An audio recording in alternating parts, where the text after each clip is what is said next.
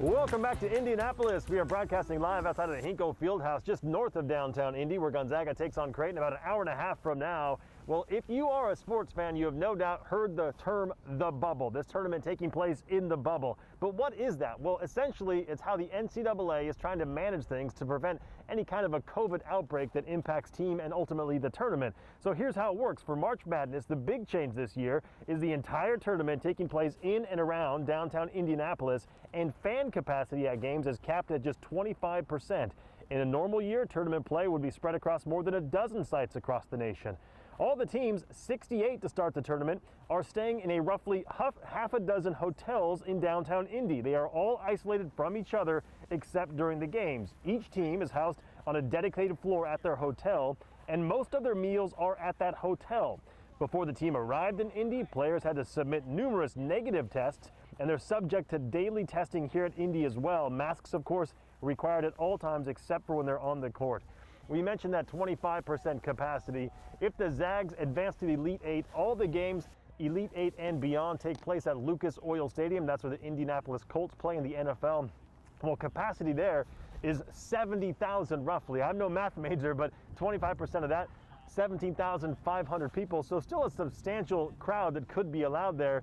And if we're doing some more math right there, capacity at the McCarthy Athletic Center in Spokane, where Gonzaga plays their home games, that's 6,000, so that's still substantially more fans than they play in front of during their home games. Well, right now, Indy is home to the world's largest NCAA bracket. It's located on the JW Marriott Hotel in downtown Indy. It covers nearly 47,000 square feet.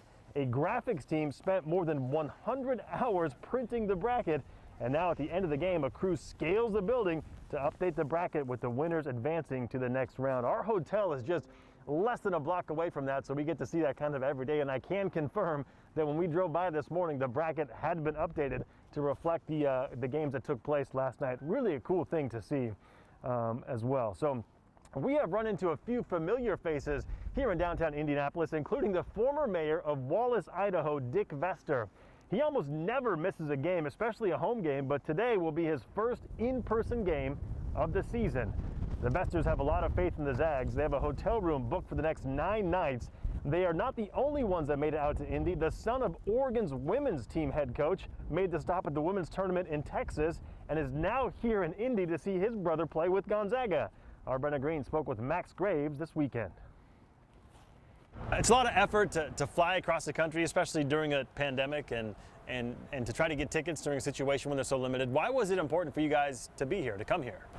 Oh, I think we're just longtime Zag fans and wanted the opportunity. We have not flown since COVID started, and since we're both vaccinated, we felt more comfortable about that, and the world is kind of opening up again. So, and we have such a good chance this year. We have such a good chance, we couldn't miss it. They told me they're both vaccinated and they're happy to finally see the Zags play in person again.